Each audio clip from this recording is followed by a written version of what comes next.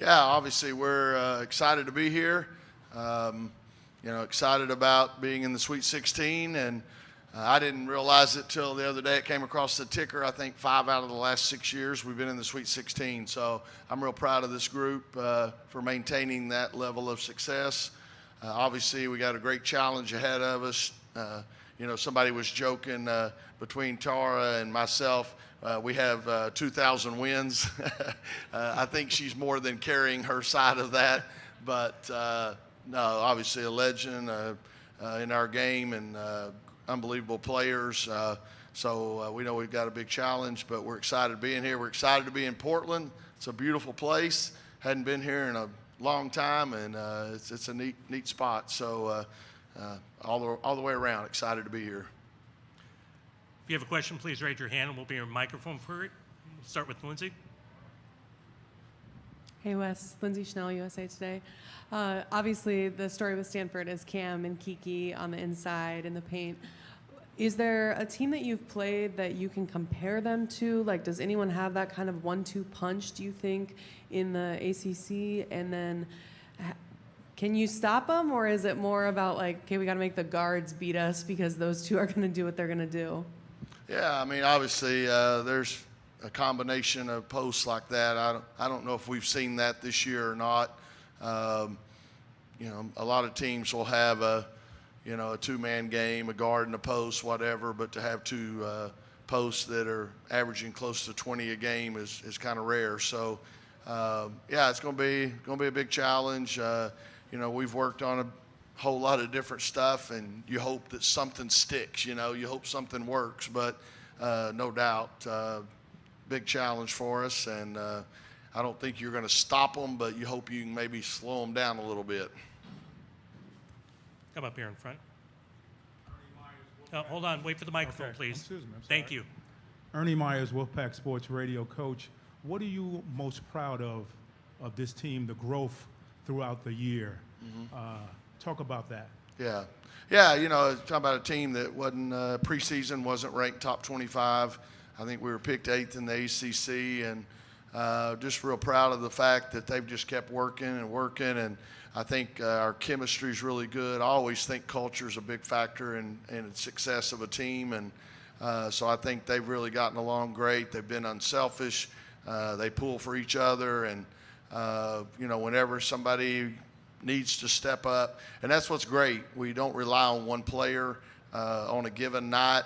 We've had probably everybody in our lineup, our starting 5, 6, top 6 or 7 players have put up 25 points on a given night.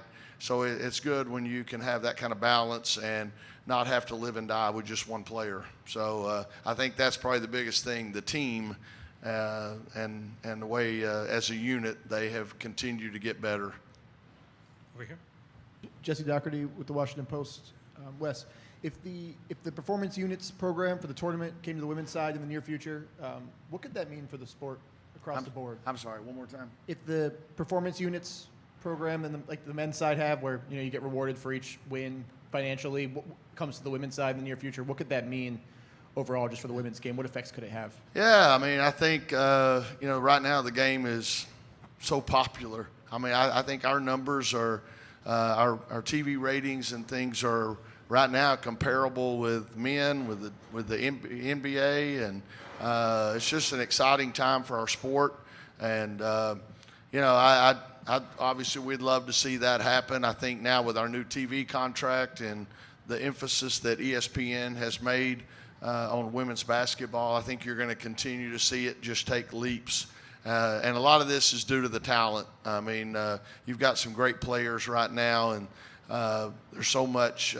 Now you have it where people are going to see a particular player, and that just tells you how far our game has come. I think also, I hate to admit it, the portal has probably caused for parity.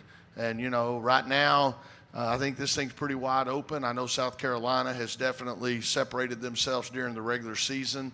But I do think there's a lot of parity in our game, and I think that makes it exciting for people as well. Alexa? Oh, there we go.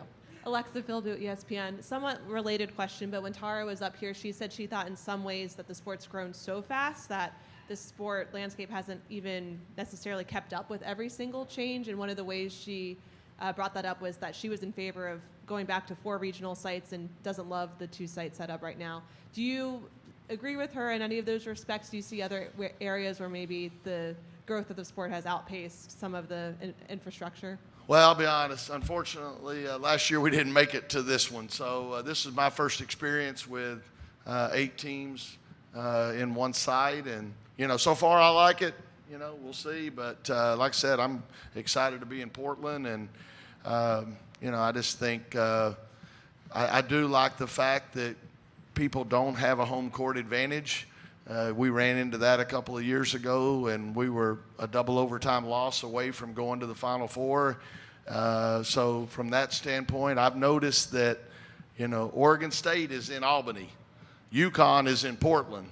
So I think they've made an effort to, kind of even the playing surface. And so from that standpoint, I like it. So who knows? She's been around a lot longer than I have, probably has a better feel for it. But I'm excited to be in Portland.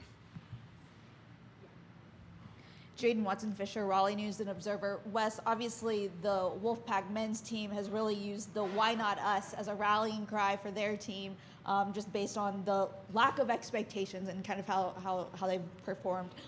For you and this team, do y'all have something similar? No, I just remind them from time to time that, we have, probably been several times been picked to end our season, and we're still here. So we're still alive. So I'm so just, kind of expounding on that a little bit. I'm so happy for our men and Coach Keats and that program and what they've done. And yeah, I love the saying, "Why not us?" But, we can't copy that. So, we'll just keep hanging in here. But, yeah, I think both our teams have, maybe overachieved from what people on the outside thought. But what people think on the inside is what matters. And our kids they're feeling good right now. They're confident, and they're excited about the next step. Sean Heiken, AP. With Stanford coming into your conference next year, do you kind of look at this game as almost a preview in a way of like what the regular season is going to be like for you guys next year, like in conference play? Well, 2 things on that subject. First of all, I thought, oh boy, Cameron Brinks is going to the WNBA. We won't have to play against her. And then the bracket comes out, and we both win a couple of games, and now I get to meet her. So, yeah. But then the other thing is I'm going to try to talk to Tara and them and see, because we're supposed to come out here next year. I'm going to see if this could count as our game out here against Stanford, and we'll just count it double. But no, I think it's exciting to have them coming in, and again, all 3 teams. I grew up in Dallas. I'm excited about SMU. I grew up watching them, and I'm glad that they're in a Power 5 now, and then Cal and Stanford. It's exciting to expand our conference out to the West Coast. I think that's good, and so yeah, I think it's all good. But yeah, right now I'm not really looking at it as a conference game, and so we'll just focus on where we are. Lindsay and then Todd.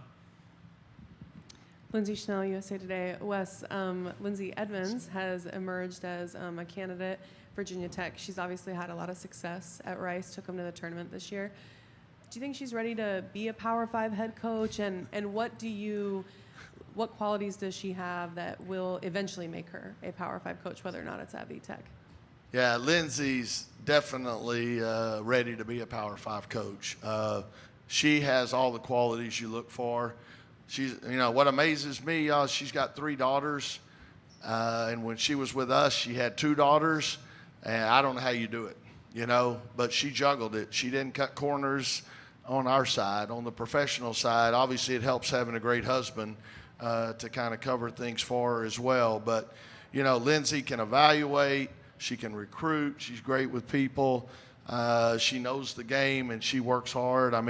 she's texted me at 1 o'clock in the morning and, said, hey, Ulrich tell me I need to go to bed, and I'm telling him Coach Moore wouldn't go to bed, and so she's working her tail off, and it's exciting to see how fast she is, the fast track she's on. But yeah, she's definitely ready whenever the opportunity is there. Before Todd, we've got a question in the Zoom room. Ethan McDowell, go ahead, please. You want to bring him up? Ethan, go ahead, please. Hey, Coach. Ethan McDowell from the Wolfpacker. I was honestly surprised to see that Stanford and NC State haven't played since the 90s. Just from afar, what do you admire about their program and what you've seen from Coach Tara over the years? Admire about Stanford's program? Yes. Is that what it was? I'm old, y'all. I have trouble sometimes, but yeah, again, I've been, this is my 35th year as a head coach. So, I've been around a while. I was fortunate to be around Pat Summitt and Kay Yao. And obviously, Tara, I put her kind of in that same group. Obviously, she has kept winning and winning and winning and has passed everybody. But yeah, it's amazing what she's done, and the culture and the top program, and not only the winning, but also just the way they handle and carry themselves is impressive. And I think it's one of the UConn, Tennessee, and Stanford are some of the schools that kind of started this path for all of us. And obviously Connecticut, throw them in there, and now South Carolina's kind of carrying it as well. But yeah, Stanford is, when you think of the top, 2 or 3 programs in the country, they instantly come to mind, and that's because of Tara and the job she's done. Todd, and then we'll come up front. Todd Millis, SB Live Sports. I'm sure you know a lot of the great, outstanding true freshmen that are playing in the NCAA tournament. You have one of them in Zoe. Just can you talk to her contributions not only in the tournament, but throughout the season, and maybe some of the things you've sort of thrown at her just to see what she can handle? You're talking about freshman Zoe? Yeah. Zoe's, just continued to get better and better. It's tough, y'all. To be playing in a high school a year ago and now to be on this stage and playing the elite players in the country that are fixing to go to the WNBA, that's a big jump for an 18-year-old kid, and she's handled it great. Obviously, we knew we were getting somebody special, but we've really needed her play the point, play off the ball a little bit, to be able to move Sanaa Rivers off the ball some. But just from a standpoint, she's played a lot of minutes and played a big role for us. And she's still a freshman. There's still things that, luckily my hair's not gray yet, but, she's probably contributed to that at times. But at the same time, she's been special, and she's got a great future ahead of her. And so I think she's handled things extremely well, especially in the ACC and now in this NCAA tournament run, handled it really well. We're under 2 minutes, so these will be our last 2 questions. Andrew Sanders, NC State Radio. Coach, Stanford is joining the ACC next season. It's already a deep league. How do you feel like the depth and the strength of the ACC has prepared your team for the postseason? Yeah, I told our team last night, we have 5 wins against teams that are still playing, that are here in the Sweet 16. So there's 15 teams other than ourselves, and we've got 5 wins against those teams. So I think our non-conference schedule, and then obviously the ACC schedule. Now I think we've got 3 teams left in the Sweet 16 from our conference. I think that's impressive, and no doubt those things. You can convince your players, hey, you've played against the best, you're built for this, and we know we can compete with anybody in the country. And so it's definitely a big factor. That's why we schedule the way we do, and hopefully by playing those kind of games early, now you're not overwhelmed or overly concerned about whoever you might play at this point. And real quick, last question. Sabrina Merchant, The Athletic. Coach, just thinking about people who have outperformed outside expectations, I think Isaiah James comes to mind, first of all. What do you think has been just the key to her success this year in terms of leading you guys in scoring and just taking such Yeah, I think a couple things. First of all, she and Sanaya, for that matter, after we had a disappointing ending last year, they got in the gym. And all summer long, they put the work in. You know, I love the saying, the harder I work, the luckier I get. You know, they've put the time in, and I think that also breeds confidence when you've put that time in. And I think confidence is a big factor. Isaiah still has times where maybe she wants to help our team win so badly that if she makes a mistake or whatever, she's pretty hard on herself. So, you know, I think she's gotten better at that, and that's what you'll try to see grow even the next year or so, because she obviously is one of the elite players in the country, and we wouldn't be where we are without her. And the performance she had just the other day against Tennessee, I thought helped us get off to a great start. And but she's capable of making plays on both ends of the floor and doing a lot of things for us. And again, I'm proud of her and happy that she's enjoying the fruits of her labor a little bit.